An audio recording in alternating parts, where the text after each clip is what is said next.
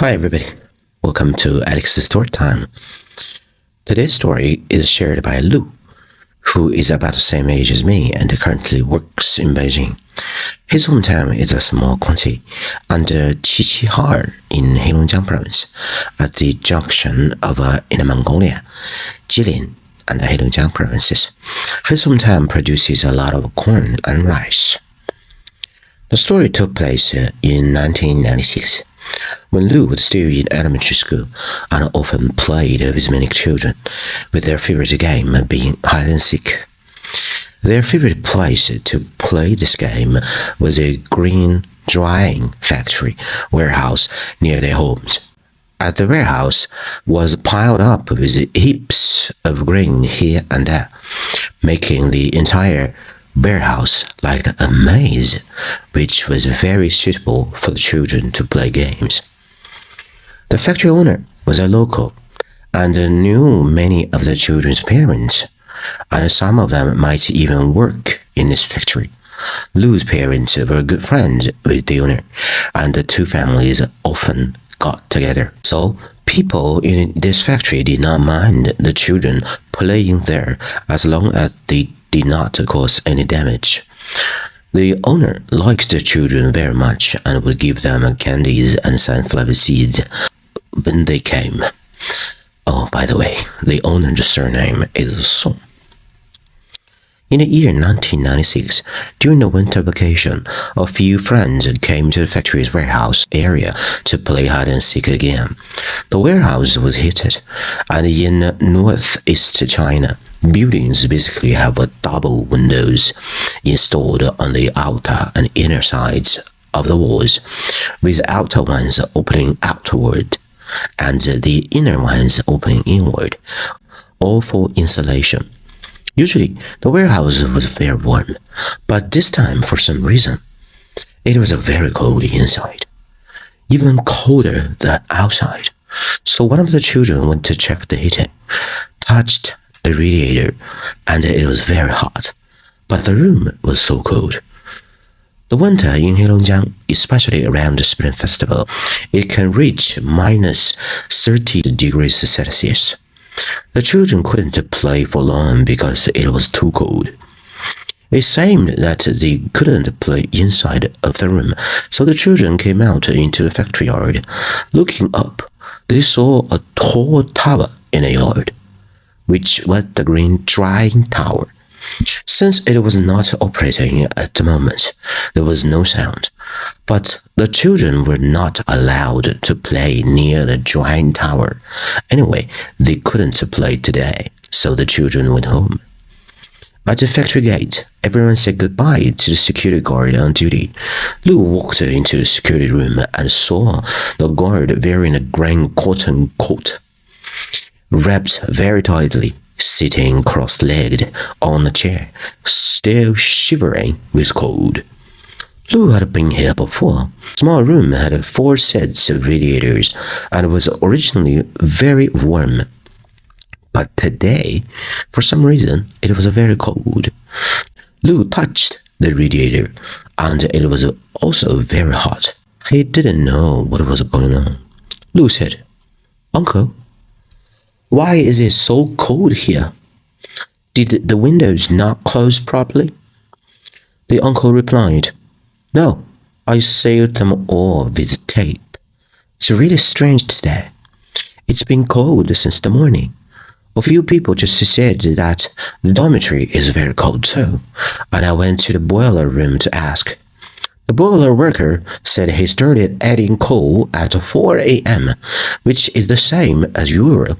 By 5 a.m., the fire in the boiler should have been very strong, and it should have been warm by now. It's really strange today." Lu said, "It was very cold when we played in the warehouse just now, as cold as the ice holes in a winter river." The uncle said, "You should go home and not freeze your hands, feet, and ears. Go home and play." Lu said goodbye to the uncle and went home. In fact, this was a very small matter, and Lu did not take it seriously, and soon forgot about it. There was a lot of winter vacation homework, so Lou spent a lot of time to do it. In the blink of an eye, the Spring Festival was approaching. One day, factory owner Song and his wife came to visit Lou's parents. Song brought many gifts for the new year. Lou's parents invited the Song family to stay for dinner. The adults drank and chatted, and the children, not drinking, had some dishes. Lou ate quickly and finished in a short while, then watched the TV on the side. After a while, Song said, "Lou, I almost forgot. I brought you a picture album, which is in my bag at the door. Go get it." Lou was very happy. Uncle Song had bought him a new book. Lou's father said, "Go to your room to read. We're chatting, and you can't hear the TV anyway." Lou took the book, thanked Uncle Song, and went to his room to read. But soon he noticed something was wrong. Why? Because the adults' chatting voice was very high. But after Lou entered the room, the sound of their talking outside became much lower. So Lou was very curious. What are they talking about? They must not want me to hear it. What don't they want me to hear? Lou tiptoed to his room door, approached the gap, and listened carefully. At this time, only Uncle Song's voice was in the living room, and everyone else was listening attentively. Lou also listened carefully in his bedroom.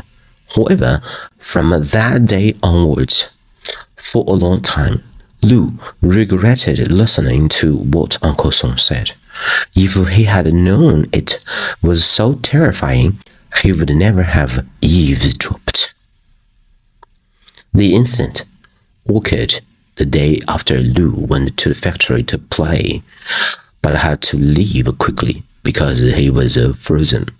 Song was on a business trip that day and was not in the factory. When he returned the next day, he heard that something had happened at his factory. Here is what happened. The heating was very cold no matter how much the boiler was fired. In the evening, several workers agreed to go out for drinks together. Drinking could raise body temperature. Drinking was not a problem. No one was drunk. After drinking, the workers went back to the factory dormitory to sleep. In the middle of the night, one of the workers felt very thirsty and got up to drink water. Drinking alcohol often makes one thirsty. After drinking some water, he noticed that one of the beds in the dormitory was empty. The person who slept in this bed had the surname Liu. After drinking, everyone went back to sleep. Why wasn't Liu in bed? Did he go to the bathroom? It was not possible because there was only one flashlight in the dormitory, and it was still hanging at the dormitory door. This worker dressed, took the flashlight, and went to the bathroom, but no one was there. Back in the dormitory, he shone the flashlight under everyone's bed and did not find Liu. He shone the flashlight around and other workers woke up, very unhappy. What are you doing? You're not sleeping in the middle of the night. What are you doing there? This worker said, I'm looking for Liu. We went out for drinks together and came back to sleep together. Where is Liu? Have you seen him? Another worker said, No. Liu had been working at this factory for several years, was very honest, low-key, and capable, and everyone liked this person. How could he be lost after going out for drinks? Turn on the light. These two searched again, and everyone got up. They recalled the whole process. In fact, it didn't matter if Liu was still at the restaurant What if he was drunk and fell on the road? That would be bad because the weather in northeast China is very cold in winter. If one loses consciousness after drinking and falls on a road, they will definitely freeze to death. In northeast China and Russia, some people who haven't made it home after drinking too much fall asleep by the road, and every year some people freeze to death this way. When people find them the next day, they are already dead. But one of the workers said, "That's impossible. We were talking all the way, and he came back with us. I'm sure of that." He also bragged to me, "Don't look at me as very honest, but those who offend me don't end well." Bragging means talking big. And the Chinese direct translation is blowing cow's vagina. A very funny expression. But where is Liu exactly? Everyone was so worried. So they put on their hats, gloves, and went out to look for Liu around the dormitory building. They searched twice, but didn't find him. So they went back to the dormitory. It was too cold outside, and it was now past 5 a.m., the coldest time of the day. But when everyone returned to the dormitory, they found it very warm, completely different from yesterday's situation. Everyone just felt puzzled because the most urgent thing now was to find Liu. One of the workers said, "Is it possible this guy felt the dormitory was cold and went to the boiler room to sleep? Let's go and check." Everyone went to the boiler room. Why did everyone go together? Because this way everyone was looking for him together. If Liu is sleeping there and everyone is worried about him, searching for him in such cold weather, this could be a very good reason to ask Liu to treat everyone to drinks later. So everyone went to the boiler room, and when they arrived, they saw no one else but the boiler operator. Several people chatted with the boiler operator about how cold it was yesterday. The boiler operator said, "What's the matter?" "From what you were saying, did I slack off yesterday? Did I forget to fire the boiler? Nonsense. Look at me. When have I ever slacked off in these years? I added a lot of coal at 3 o'clock today. It's not cold today, right?" "Oh, today is very warm. Not cold, not cold." Everyone laughed and left the boiler room, continuing the search. In fact, no one was very nervous, and no one thought that a terrible thing had already happened. After leaving the boiler room, they saw the drying tower working as soon as they went out of the door. One of the workers said, "Wow, are we so busy? It's almost the new year, and we still have orders? Our business is not bad." Another worker said, "That's not right. If there's work, why doesn't anyone notify us?" The boiler operator also came out and said, "The drying tower hasn't been turned on for a long time. If it's not you guys, then who turned it on?" These people looked at the drying tower. They were only looking for Liu and did not notice that the drying tower was working, with noise and white steam rising from it. Drying tower is used to dry grain. The moisture content of the new grain is too high, and it must go through the drying tower to ensure that the moisture content is reduced below the standard. Wheat, corn, and rice all needed to be processed this way before further processing or sale. A worker asked the boiler operator, "Have you seen Liu?" The boiler operator said, "Are you guys confused from sleep? When have you ever seen him come to the boiler room?" Yes, it was only at this time that everyone remembered that Liu never came to the boiler room. As long as there was hot water in any kettle in a dormitory, he would use it, and he never came to the boiler room himself. These workers then felt that something was wrong. No one spoke, and everyone looked at the drying tower with steam and buzzing sound, then looked at each other, and then ran crazily towards the drying tower. When they ran under the tower, they found that the door of the stairs was open. The lock was thrown on the ground, but the lock was not broken. It should have been unlocked with a key, but the key was not there. The tower is very advanced in technology. Normally, personnel do not need to enter when working. This staircase is used for maintenance when the machine is stopped. Is Liu inside? What is he doing here?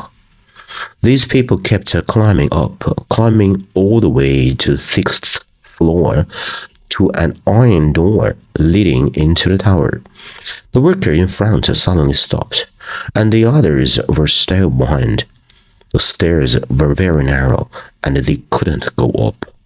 The people below asked the person in front, "What can you see? What's the matter?"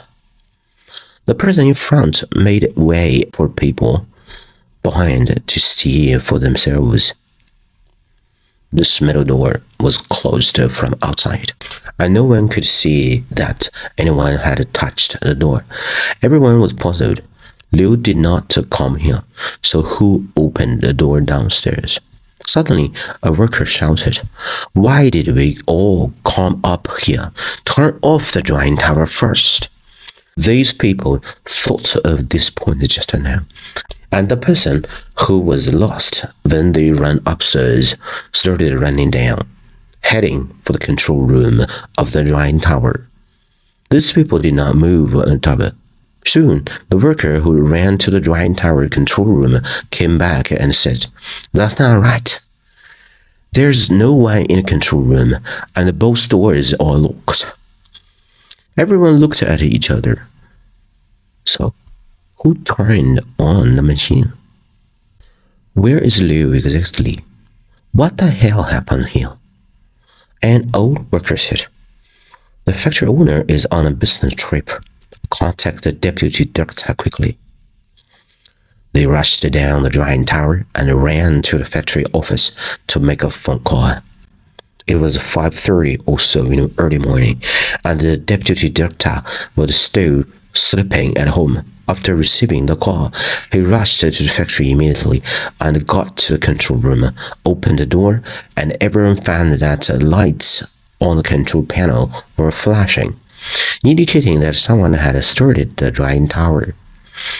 The deputy director operated to shut down the equipment immediately.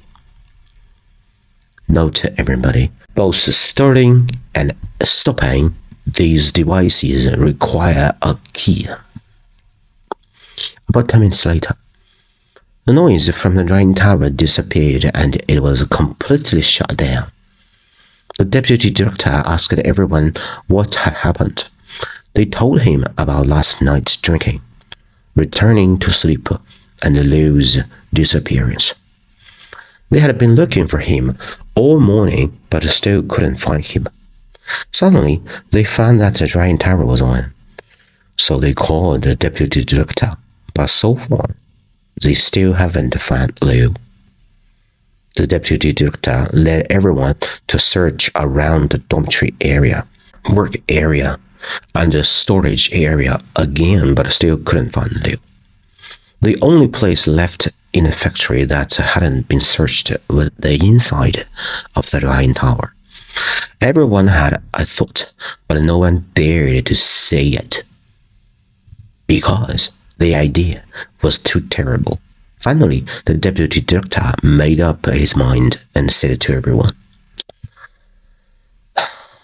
"Let's go up the drying tower and open the maintenance door to have a look." A worker went to the control room to get tools. The maintenance door required special tools to open. These people went up the stairs of the drying tower together and arrived at the entrance of the maintenance door. The deputy doctor pointed to a strong worker and said, "You, open the door." This worker was very reluctant, but still opened the door and took a look inside, saying, "I can't see anything inside." Yes, it was not yet 7 o'clock, and at 7 o'clock in the winter, the sky was not yet fully bright. The deputy director took a flashlight from a worker and asked this worker to calm down. He took the flashlight and went to the maintenance door, shone the flashlight inside, and only put half of his body in. Then everyone soon heard the deputy doctor shout, "Damn it!" Then he leaned back, and the flashlight was thrown directly into the drying tower. With a clang, the deputy doctor's body hit the handrail of the stairs behind him, almost falling from the 6-story-high drying tower. The other people looked at this deputy doctor, and his face had already changed. He was sitting there, gasping for breath, and his speech was not clear. He was probably saying there was something inside. Everyone remembered that there was an iron door below the drying tower to discharge the dried grain. So they went to the control room to find the key and opened this iron door. With a clang, a corpse and a flashlight fell out of the drying tower. The scene was in chaos at that time, just like a weasel jumping into a chicken coop. But everyone saw that the corpse was Liu. The exposed skin, hands, face, and ears were all purplish-red and had been roasted. The mouth was wide open, and the facial expression was quite ferocious. He must have shouted for help before dying. How miserable he died. I cannot find the proper words to describe. The working temperature of the drying tower is 150 degrees Celsius. A living person will die quickly at such a temperature, and in fact, Liu was already cooked, just like the turkey everyone eats on Thanksgiving. The factory called the police immediately, and a fatal case occurred. Police must do the investigation, but the investigation result was very strange. The police thoroughly investigated all relevant personnel in the entire drying factory and surrounding personnel. It was ultimately determined that Liu's death was a suicide because he felt the dormitory was too cold and entered the drying tower on his own, leading to death. There were no signs of homicide, and during the investigation, the police also found Liu's social relationships and found that Liu was actually a fugitive suspect in an arson case in Inner Mongolia a few years ago. Liu set fire to a family's house in Inner Mongolia due to a debt dispute in the middle of the night. The 10-year-old child and parents all died, and the child's grandmother was seriously injured. The local police had already found the suspect, who was Liu, but Liu ran away, and the police had been looking for him but had not caught him. This should be the reason why Liu was so low-key. Liu had no family, and his funeral affairs were handled by the police. After various investigations, Liu's death was indeed accidental, and there was no possibility of a homicide. He concealed his real identity, was very low-key, and if it were not for this strange death, the police would not have found him. However, there are several strange things. Number one, Liu could get into the drying tower through the maintenance door, which is possible. But who closed the maintenance door after he entered? And number 2, the drying tower hadn't been turned on for a month. Why would Liu, who was afraid of the cold, get into a colder drying tower? Number 3, who turned on the equipment of the drying tower? And the door to the control room was locked until the deputy director appeared.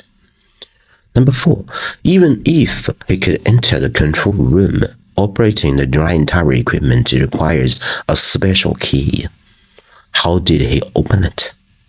Number 5, the key to the control room is only available to the factory owner, deputy director, and a production supervisor. The stop key is only available to the deputy director and the production supervisor. Number 6, he set fire to others' family and has been hiding in his factory, concealing his identity and acting low-key. Why did he die in such a strange way? Number 7, Liu has not entered the boiler room for so many years. What's the reason? Number 8, who used what power to control the temperature that day? Liu went to the factory to play hide and seek with his friends. It was such a cold day. So the boiler operator burnt a lot of coal, but the room was cold. So who can control the temperature? Number 9, seems that after Liu's death, the heat came back. Rooms were hot again. Why? Liu, standing at the door of his bedroom, quietly listened to the story, which made him very frightened of the factory. He never went there again. That place was not a playground, but the source of nightmares. This case was handled as an accidental death, and there was no official report. But this matter spread throughout the county soon, and everyone knew. Later, the equipment of the drying factory gradually became outdated, and the benefits became worse and worse. Liu's father's friend, Uncle Song, soon transferred the factory and took his family to another place to set up another factory. The new owner didn't last long, and the drying factory went bankrupt. Liu left his hometown to study later and has been working in Beijing for so many years. He never met Uncle Song and the workers at that time when he went home for the new year. But the strange death that occurred during his elementary school years has always been deeply imprinted in his mind until today. Alright everybody, this is the end of the story. Please share what you think of the story and your stories. If you enjoy my work and would like to help me continue to bring the story to you, please subscribe to my channel or like my page. Give a thumbs up to the stories you appreciate and share your thoughts and opinions in a comment. I love to read them. Share the stories with anyone who might find them enjoyable, and I need a co-editor, a native English speaker to make this story better. Thank you everybody, this is Alex's Story Time, and I am Alex. I got a lot of good stories to share with you. So, see you next one. Bye bye everybody.